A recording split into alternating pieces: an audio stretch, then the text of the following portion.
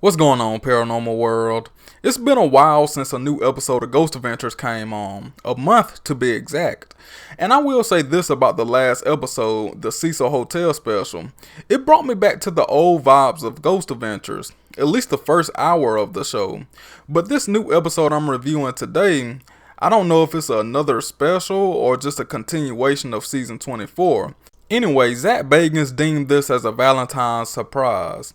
And this episode of Ghost Adventures takes place in none other than Las Vegas, Nevada. And my subscribers know how I feel about that.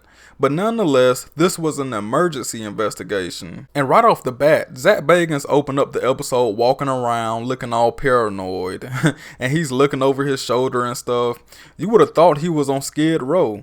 So, like I said, this was an emergency investigation. And Zach Bagans even mentioned that they canceled a scheduled investigation in California because the situation at this specific house was just too extreme to ignore. So the Ghost Adventures crew go to the house, and before they go inside the house, Zach has this big crucifix in his hand, and he wants to feel the energy while holding this crucifix as he enters the house. Now, correct me if I'm wrong, but I didn't really see Zach Bagans holding that crucifix when he was walking around in that house. Maybe I have to go back and look at it, but I definitely didn't see him walking around with it. But before they entered the home, Zach Bagans introduced two new camera techs, Lauren and Raldo. Is this a foreshadowing of Ghost Adventures expanding? Or old members being replaced? Either way, y'all know I'm going to do a video on this and what this could possibly mean for the future of Ghost Adventures. But back to this.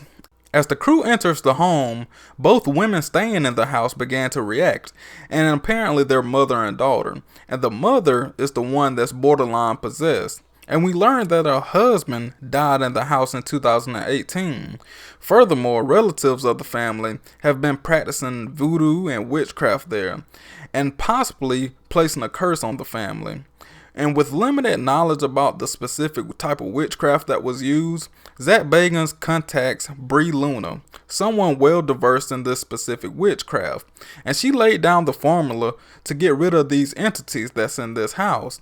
And then they cut to the investigation. They first pull out the polterpod, and it picked up a male voice, and everyone is assuming that it's the husband that died in the bedroom. And at one point, he responded to the polterpod and said that there's 15 spirits in this house. And to be honest, this is the best polterpod session that I've seen on Ghost Adventures.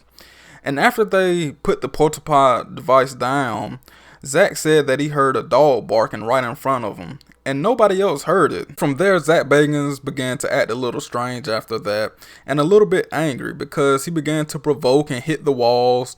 Then shortly after that, the crew walked down to the basement, and freezing cold air is hovering all around Zach, and he's freaking out.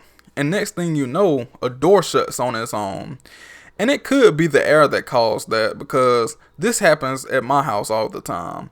However, the door in the basement opened and it closed, and then it opened back up, which is very unusual and definitely paranormal. And the air definitely couldn't have did that. So the crew also captured in this episode at the very end, they showed that the X camera was moved on its own. Now, it seemed like a spirit was playing with it or something, but that was very compelling evidence. And I don't understand why they weren't freaking out about that. I mean, that's some real evidence right there. And it happened in the bedroom where the husband died at. So I don't know why they weren't happy about that, but that was some real compelling evidence. Overall, this episode was okay. I mean, it was average. My only concern is they didn't do anything to help the family. Bree Luna gave them the information to release all the demons, but we never seen them mention or even do it. They claimed that this was such an important emergency investigation, but all they did was investigate the house. They really didn't do anything to help the family. They didn't bring anybody in. I don't know, man. That's just my 2 cents. It just felt like a plain old investigation.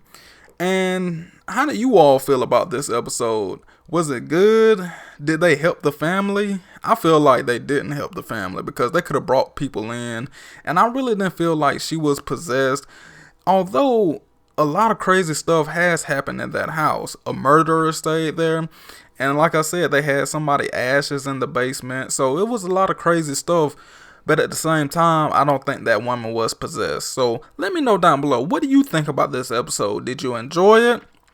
And if you love any and everything Ghost Adventures, make sure you check out my channel. I'm always doing Ghost Adventure episode reviews and other Ghost Adventure topics, paranormal topics, horror movie discussions. So if you like that type of stuff, check out my channel and subscribe and hit that notification button so you can see every time I upload. As always, be safe, peace.